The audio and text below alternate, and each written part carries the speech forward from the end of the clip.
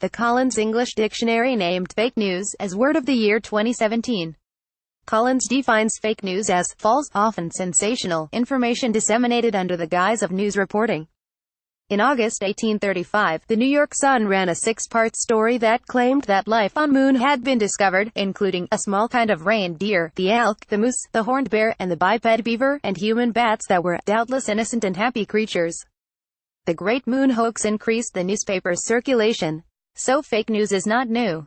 It is at least as old as the tabloid press, for which it serves as a means for increasing its audience, sales, advertising rates and profits. Lies, scandalization and tabloidization are profit strategies.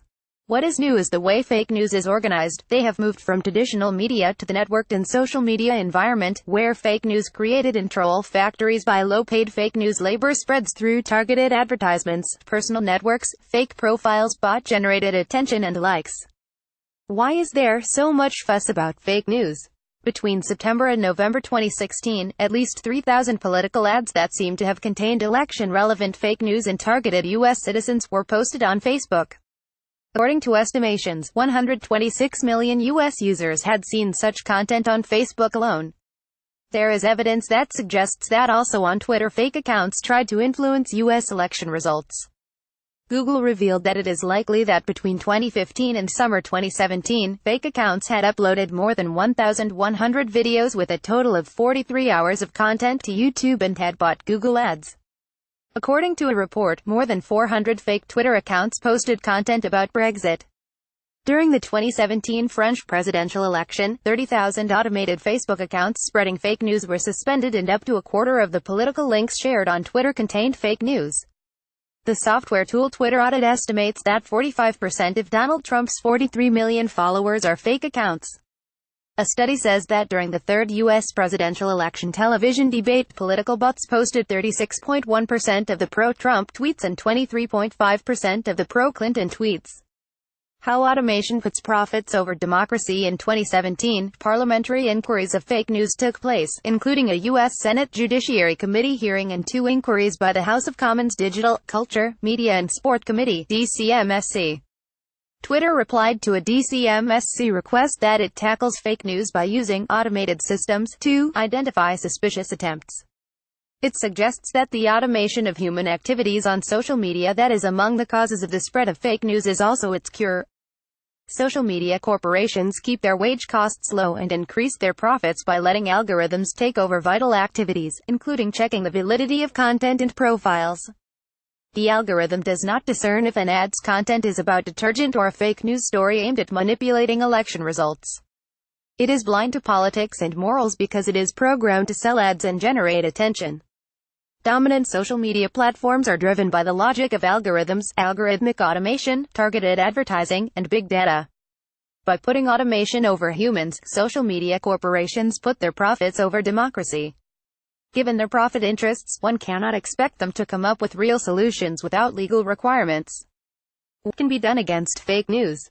Outlawing targeted and behavioral political advertising would no longer allow social media to present targeted political ads to users accessing the internet from IP addresses within the legislating country. Introducing such a measure is only effective if it is accompanied by penalties for violations of the political ad ban. Such penalties can only be reasonably enforced if legislation does not define the advertising client, but the ad-selling platform as the offender. Ad clients can be located anywhere in the world, which makes enforcing penalties from one country difficult. Therefore, the ad-presenting platform should be legally liable. In order to be effective, the penalty fare should be set at a significant share of the offending company's worldwide annual revenue. Given that fake news has become a global problem, it is likely that other countries will follow suit once one country starts outlawing targeted and behavioral political advertising. Substituting algorithmic activity by paid human work of fact-checkers and knowledge professionals can help reducing the dangers to democracy posed by fake news.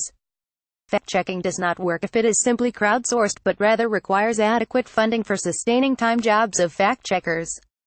It makes sense that large social media companies are by law required to either, depending on their number of active monthly users, directly hire a specific number of fact-checkers or to cooperate with and pay for the services of a specific number of employees of independent, non-profit fact-checking organizations. If social media platforms are by law required to introduce a fake news alert button that triggers a fact-check when a specified number of users click the button in respect to a specific content item, then progress could be achieved. Fake news culture can only be overcome if alternative forms of political communication are actively fostered. This requires new types of platforms and new formats that decelerate news and political communication and act as slow media. In Europe, there is a long tradition of public service media. There is no European equivalent of Twitter, YouTube, and Facebook.